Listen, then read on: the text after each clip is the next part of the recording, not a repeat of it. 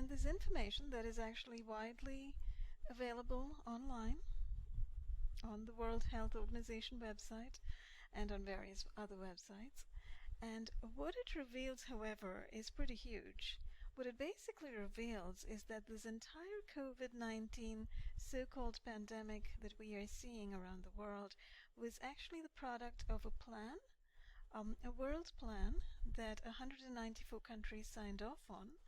And in fact, it was the consequence of a world agreement made many years ago, and something to which all of these countries have been building up onto the present day.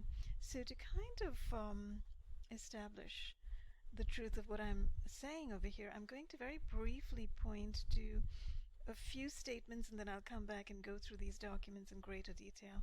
So first of all, let me just go to this, and it talks about international health regulations, and it basically says that the international health regulations which has a date attached to it, the 2005, represents a binding international legal agreement involving 196 countries across the globe, including all the member states of WHO. You know, I've seen both these numbers, 194 and threaten people worldwide. The purpose and scope of the IHR 2005 is to protect against control and provide a public health response to the international spread of disease in ways that are commensurate with and restricted to public health risks and which avoid unnecessary interference with international traffic and trade. Now, I'm going to very briefly go to a page, it's page 39 of the Global Preparedness Monitoring Board's 2019 annual report. And I'll talk more about this board and their various annual reports in just a minute, and I'd like to go through this particular document in a little detail. It's a bit of an overview document, so you know, a lot of fluff and not much substance, so will be easy to kind of go straight through. Look at numbers 1 and 2 under progress indicators by September 2020, and these are progress indicators for a particular objective. And this is the objective. It's sort of last or lower down in this document, and I'll come back to it later. But this is what it's talking about. The United Nations must strengthen coordination mechanisms. It's talking about coordination across countries, across health systems, not just nationwide, but worldwide, across nation borders, during health emergencies, and working with the United Nations and working with the WHO. Okay, and I'll go back and read all of that later more closely. But the progress indicators for this particular objective or mission are these. 1, the Secretary General of the United Nations, with the Director General of the WHO and Under Secretary General for Humanitarian Affairs, strengthens coordination, identifies clear roles and responsibilities, timely triggers for a coordinated UN system-wide response for health emergencies. So it simply spells out who's responsible, and as you can tell, it's the United Nations and the World Health Organization.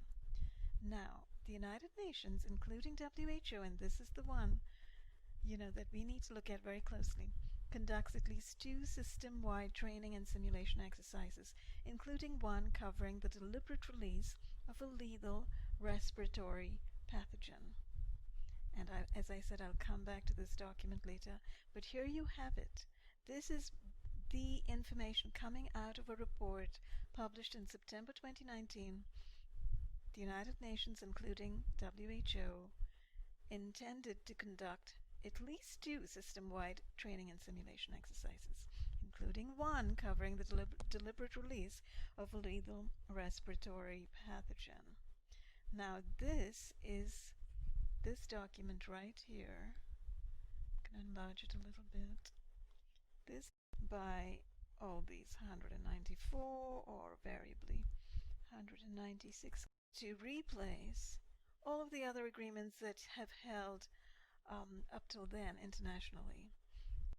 But it actually carries agreement, keeping in mind what this annual report has stated, requiring the UN, including the WHO, to conduct system-wide simulation exercises and then go going straight to, oh well, not just Event 201, I'll come back to that in just a minute.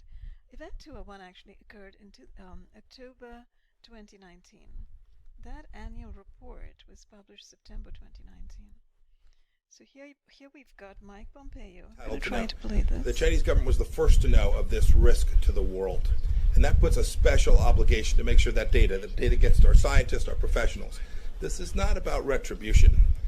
This matters going forward. We're in a live exercise here to get this right. We need to make sure that even today, the data sets that are available to every country, including data sets that are available to the Chinese Communist Party, are made available to the whole world. We need to know immediately. The world is entitled to know. The Chinese government was the first to know of this risk to the world. And that puts a special obligation to make sure that data gets to our scientists, our professionals. This is not about retribution. This matters going forward. We're in a live exercise here.